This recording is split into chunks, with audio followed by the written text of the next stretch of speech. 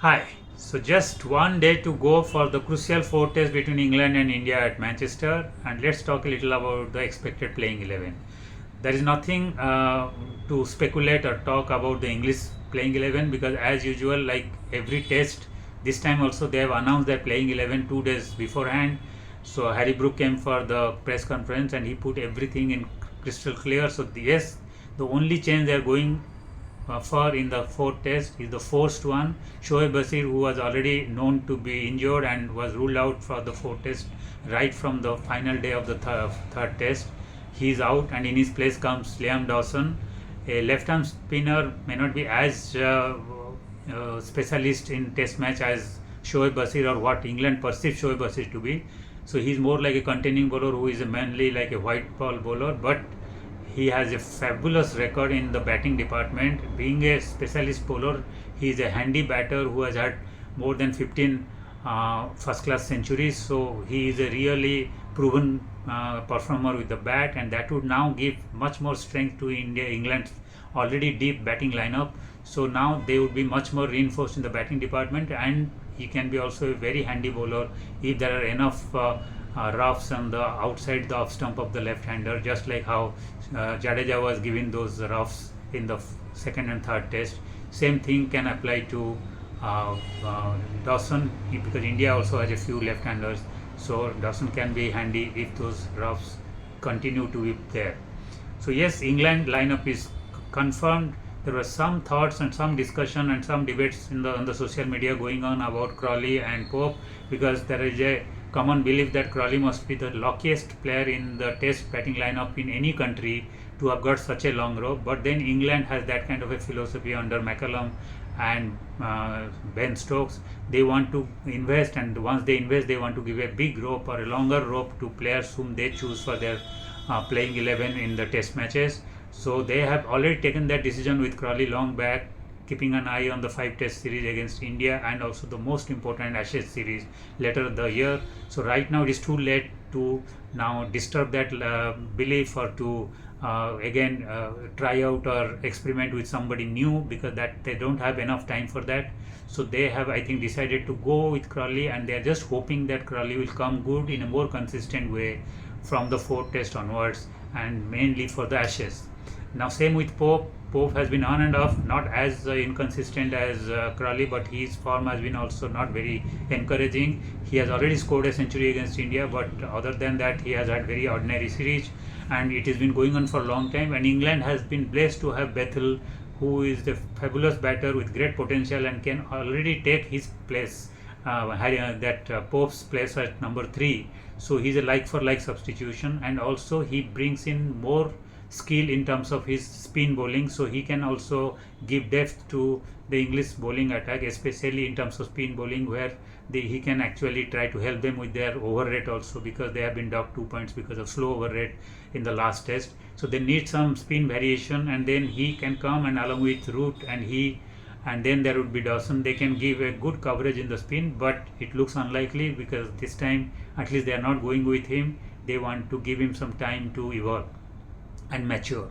So that is about England. But talking about India, India is in real chaos because India is known to be taking all the time to decide their playing 11, and they sometimes come with some bizarre composition. This time also you can expect the final team selection to be made just before the toss and announced to the world.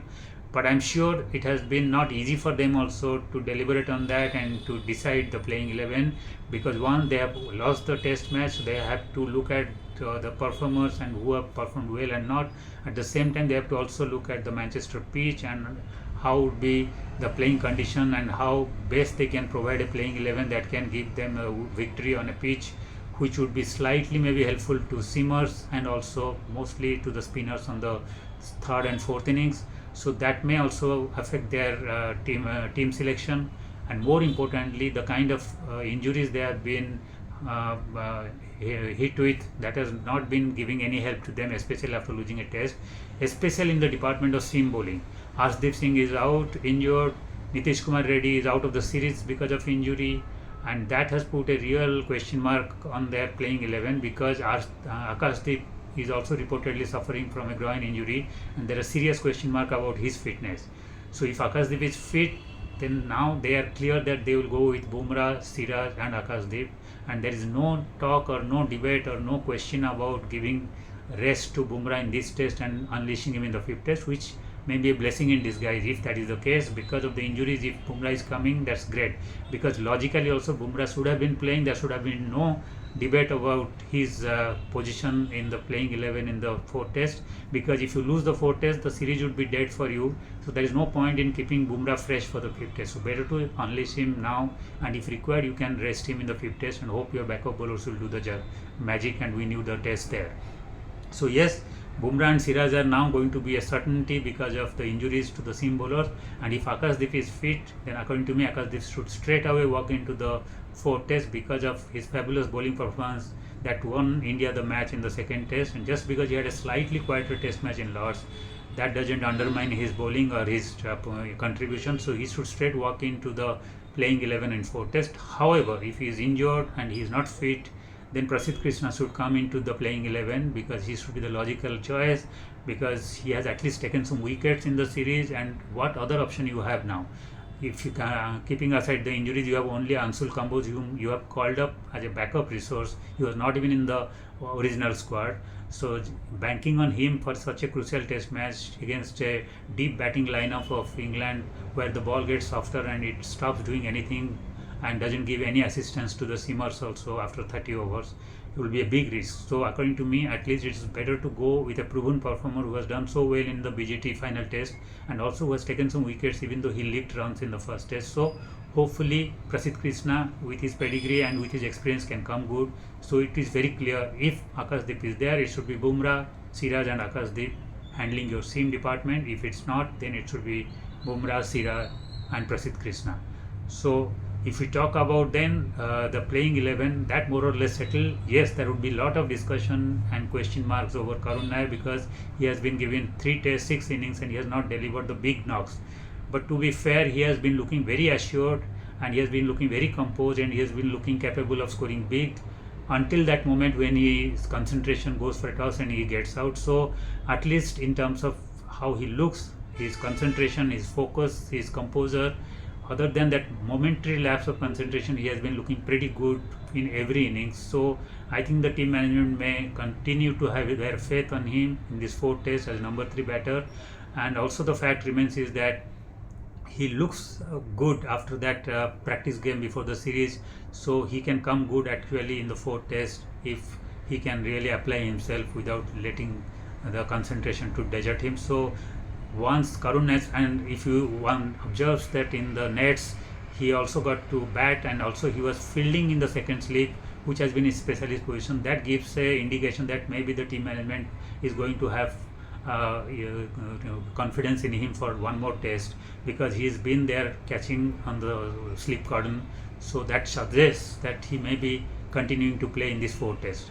Other than that I don't see there is any change, because in the practice session yesterday Pant was keeping wicket. If he would not have, then Jurel would have to come in and that might have put pressure on Karun Nair's position.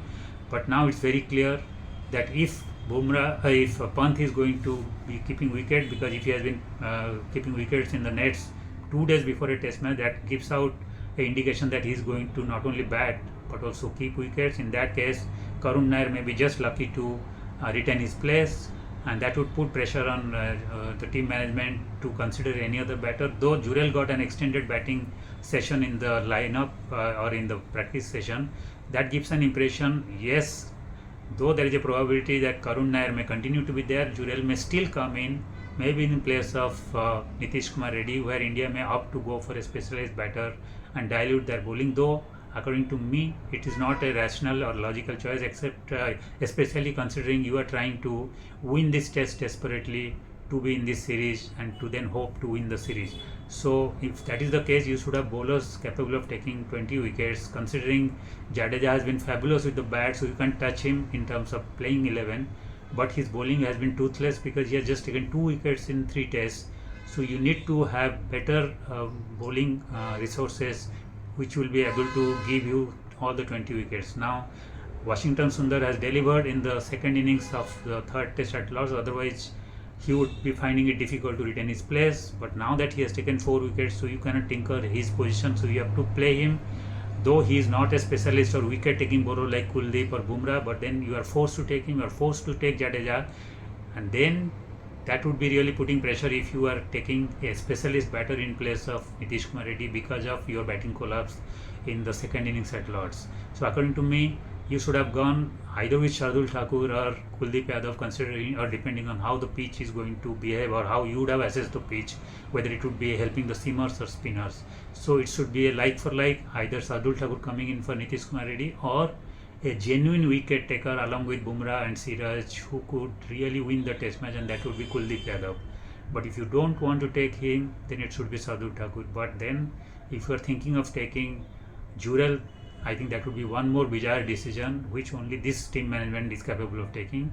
But we will find out that. But if you ask me to name my playing 11 for the final time, it would be Jaiswal, Rahul, Karun Nair, Shubman Gill, Rishabh Pant, Jadeja, Washington Sundar, and then Shardul Thakur, Bumrah, Siraj, and Akashdeep or Prasidh Krishna, depending on Akashdeep's injury. So that would be my playing 11 for India, and English playing 11 is already known to the world.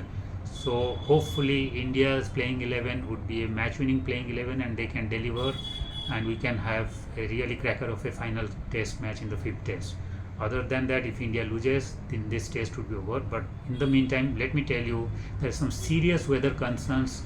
Serious rain is expected on first day and fourth day and also maybe 5th day. So if that is the case, this test can also drift away into a very tame draw. One hopes weather should not be the reason for this test to end in a draw. It should be a really thrilling game, just like the first 3 tests, but we will find it out in the next 5 days. In the meantime, there is also some news coming in that Gilbert Enoka, the All Blacks rugby mental conditioning coach from New Zealand, has been roped in by England team as their mental conditioning coach ahead of the 4th test at Manchester. So that is a very interesting development. That means they also believe they need to have some more toughness or mental conditioning to give that decisive blow to India in the 4th test. So they are going full-fledged on a war mode, and they are not letting anything underprepared, or they are not letting anything go down the radar this time. They want to deliver a really fatal blow to India to win this test and win the series before being pushed into a 5th test this time.